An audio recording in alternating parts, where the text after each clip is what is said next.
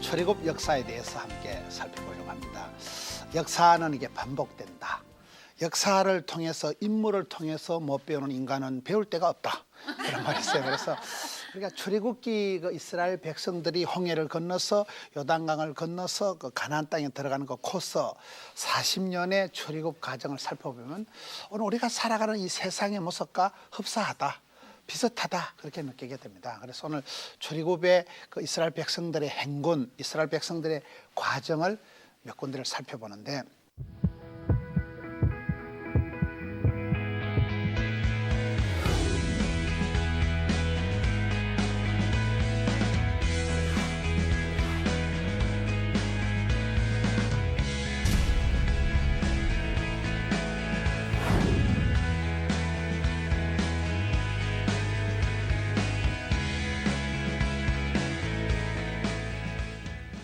출애굽기 15장 22절을 보면 모세가 홍해에서 이스라엘을 인도하며 수르 강야로 들어가서 거기에서 물을 얻지 못하고, 이런 말씀이 나옵니다.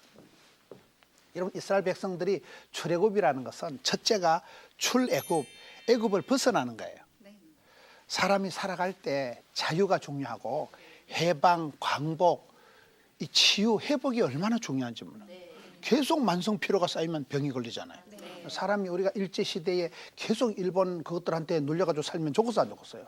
그래서 8.15 광복절이 있어야 되고, 모든 것은 회복이, 치유가, 광복이, 자유가, 해방이 와야 되는데, 이스라엘 백성들이 홍해를 딱 출애굽을 했잖아요. 이스라엘 백성들이 출애굽을 해서 얼마나 좋았겠어요. 구약 성경에 보면 내가 너희를 예배하기 위해서, 내가 너희를 구원해서 애굽에서 이끌어냈다 했는데, 애굽에서 벗어나고파 해서 딱 벗어났는데 며칠 지나고 나니까, 벗어나고 나니까 앞에 홍해가 딱 가로막혀 있는 거예요. 그래서 우리 인생을 보면 참 재밌는 것이, 직장 다니는 사람, 내 이놈의 직장 때리치워야지 내가 이 직장을 언젠가는 사표낼 끼다, 사표내지도 않으면서 그래요. 그리고 이제 정작 구조조정을 당하면 어찌 될까요?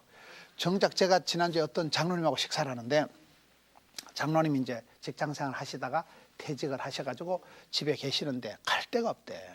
친구를 만나도 1시간 밥을 먹고 나면 친구는 사무실로 들어가고 자기는 갈 데가, 놀 데가 없대. 이게 하루 이틀이지요. 그 일을 복이 많은 게 약간 조직에 몸을 담가야 조직이 나를 보호하는 거예요. 근데 그 직장 다닐 때는 그렇게 망할 놈의 직장 언젠가는 사표내고 내가 뒹굴뒹굴 하루 종일 늦잠 자리를 했는데, 요즘은 매일 늦잠 자도 아무도 안 말한다는 거예요. 오히려 그 부인 권사님이 밖에 안 나간다고 야단이라는 거예요. 그래서 우리가 사람이 살아갈 때 그렇게 애굽에서 수백 년 동안 종살이 할 때는 벗어나려고, 출애굽하려고 해방을, 자유를 찾았지만 정작 자유가 만포장으로 오면 갈 바를 알지 못하는 게 인생이다, 이 말이야. 그래서 우리가 있을 때 잘하고, 그 출애굽을 했을 때 자유가 왔건만 앞에 가니까 자유가 끝이 아니고 홍해가 탁 가로막아요. 홍해라는 게 뭡니까? 앞으로 가면 물에 빠져 죽고 뒤로 돌아가면 애국 군대에 맞아 죽고, 그런 걸 진퇴양난이다. 우리가 살다 보면 그럴 때가 와요. 가도 오도 못하고 하도 말도 못하는 참 진퇴양난의 시기가 있습니다. 살다 보면 어찌할 바를 모르는, 이스라엘 백성들이 홍해가 탁 가로막혀 있으니까 거기서 이스라엘 백성들이 크게 원망을 합니다. 그런데 재밌는 것은 홍해를 그것들이 조개 껍질 먹고 지나고 난 뒤에는 이스라엘 백성들의 그 역사상 가장 큰 찬양 콘서트가 홍해를 도하고 난 뒤에 이루어집니다. 이게 왜 그런가 하면, 여러분, 문제가, 어려움이, 위기가 올 때는 죽을 것만 같고 여기서 내 인생이 쪽박 찰 것 같은데, 그것을 통과하고 나면 그때 항체가 형성되고, 이스라엘 백성들이 홍해를 도하고 난 뒤에는 어떻게 돼요? 자기들을 그렇게 수백 년 동안 괴롭히던 애국 군대가 거기서 진공 빨대 청소기가 돼서 쫙 빨아당겨가지고 싹쓸이를 해버린 거예요. 두 번 다시는 이스라엘 백성들을 괴롭힐 수 없는 그 적군들을 대청소를 한 곳이 홍해 바닷가예요. 우리가 신앙생활을 해보면 그런 아이러니가 있는 거예요. 나를 그렇게 괴롭히던 그 존재가 어느 날 흔적도 없이 사라지는 거예요. 그게 홍해를 건널 때 그런 역사가 있는 거예요. 홍해를 건넌다는 것은 큰 문제를 건너가고 추월하고 점프하고 뛰어넘는 것도 되지만은, 그때에 그동안 오랫동안 자기를 괴롭히던 원수가, 대적이 싹 사라지는 게 홍해예요. 또 홍해를 건넜다고 또 되는 게 또 아니에요. 이게 항상 인생은 산 넘어 산이요, 고비 넘어 고비요, 호사다마요. 희노애락, 생로병사, 흥망성쇠, 생사하복이 계속 교체가 되는 거죠. 산 넘어 산이요, 고비 넘어 고비요. 아파트 한 채 장만하면 영감 주거비. 딸년 시집 보내고 나면 엄마가 암병이 생기고, 이게 물질 문제 해결하면 건강 문제 들이닥치고, 건강 문제 해결하면 손자 문제가 터지고. 그래서 인생은 문제를 해결하려고 살아가면 안 되고, 왜? 문제 해결하고 내가 죽어버리는데. 그래서 문제를 해결하는 게 아니고 선물을 주시기도 하고 취하신 자도 주신 자도 하나님이시기 때문에 하나님 눈치를 보고 이 모든 인생을 섭리하시고 조정하시고 인도하시고 결제하신 하나님 눈치를 봐야 되는, 하나님의 뜻하심이, 하나님의 촛대가 이 시대에 어디로 향하느냐, 그거를 잘 관심을 가져야 된다는 거예요. 애굽에서 그토록 소원하던 자유가 광복절이 해방이 왔거든요. 잠시요. 그 기쁨도 잠시요.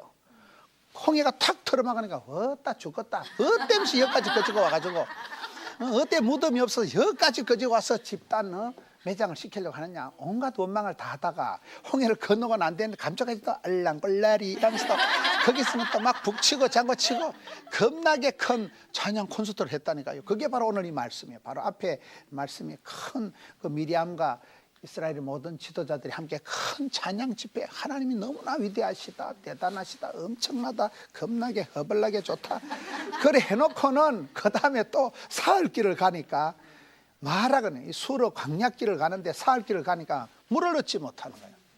그래서 항상 이 작심삼일이라고, 뭐든지 우리의 유통기한이 3일이 많아. 3일 보면 작심삼일이에요. 여러분, 귀한 손님이 와도 3일만 지나면 생선처럼 냄새가 난다 그러잖아요. 썩은 냄새가 나. 아무리 좋은 손님도 유통기한이 3일에서, 교회에서 프로그램도 주일이 지나고 나면 3일 기도회가 수요일에 오는 거예요. 또 3일이 지나고 나면 금요 기도회가 기다리고 있는 거예요. 그것도 좀 안 되는 것들은 매일 새벽 기도가 있는 거예요. 그래서 우리가 뭐든지 이게 유통기한이 한 3일쯤 간다고 보면 돼.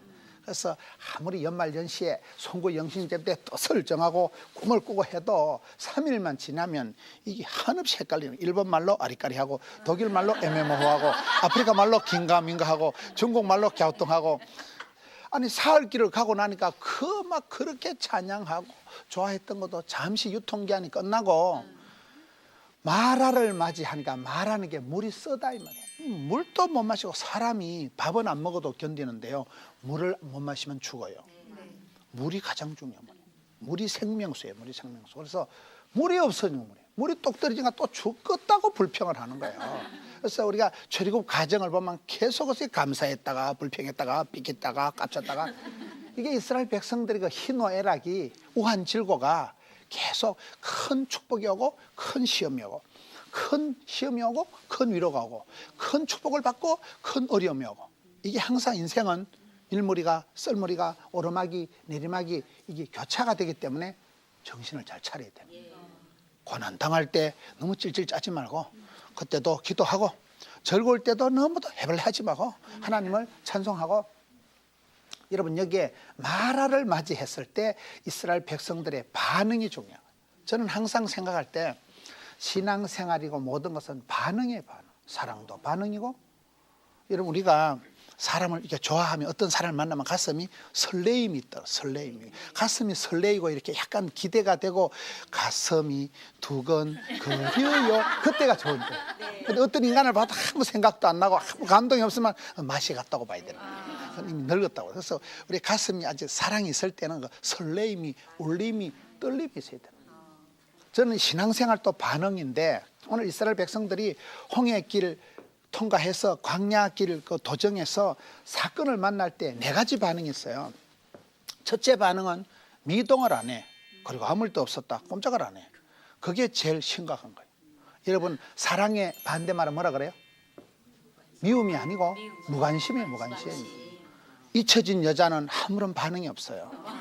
사람이 이렇게 사람을 만났을 때 뭔가 가슴이 설레이고 두근거리고 뭐가 막 보고 싶고, 이런 뭔가 이게 호기심이 막 일어나고 같이 있으면 좋겠다 뭐 이런 생각이 들어야 되는데, 이건 송아지 성님 쳐다보지 띵 해가지고 뭐 보름달을 봐도 보름 아이가, 보름이가 밝다 아이가, 이런 거는 멋대가리가 없다고 봐야 되는 거예요. 그래서 사람이 제일 심각한 거는 아무런 반응이, 감각이, 미동이 없는 게 이게 심각한 단계예요.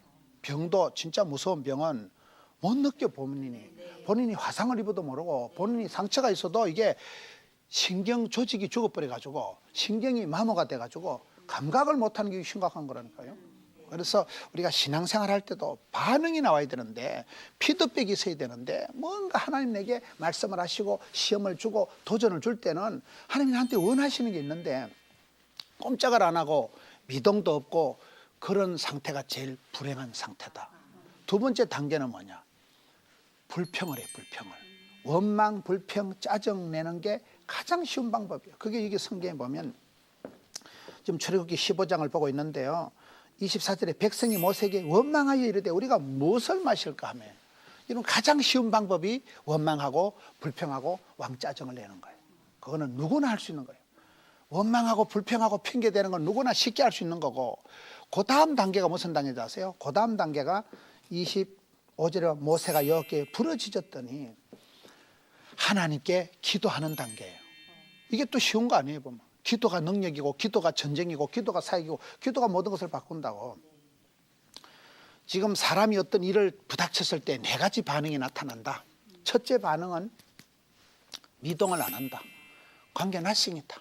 꼼짝도 안 한다. 아무런 생각이 없다. 개념 상실, 의욕 상실. 이게 이제 문제고 두 번째 단계는 쉽게 그냥 불평하고 내가 저놈 자식 만나가지고 내가 이곳에 와가지고 내가 이놈의 직장 들어와가지고 그 사람을 일을 세상을 저주하고 원망하고 핑계하는 게 가장 쉬운 방법이고 사실은 모든 사람들이 그 길로 가기가 쉽다. 근데 성경 보면 그걸 원망하는 걸 죄라고 기록하거든요. 왜요? 여러분 보세요. 누군가를 자꾸 원망하고 핑계를 대고 짜증을 내다 보면 그게 말이 씨가 되고 안 되겠지, 사람 불리 되겠지, 자꾸 이쪽으로 흘러가. 자꾸 이 문제의 핵심을 벗어나서 문제를 돌파하는 게 아니고 더 문제를 해결해서 더 문제를 만들고 변명하고 원망하고 핑계를 대면 듣는 사람도 기분이 안 좋고 거기 마이너로 흘러가요.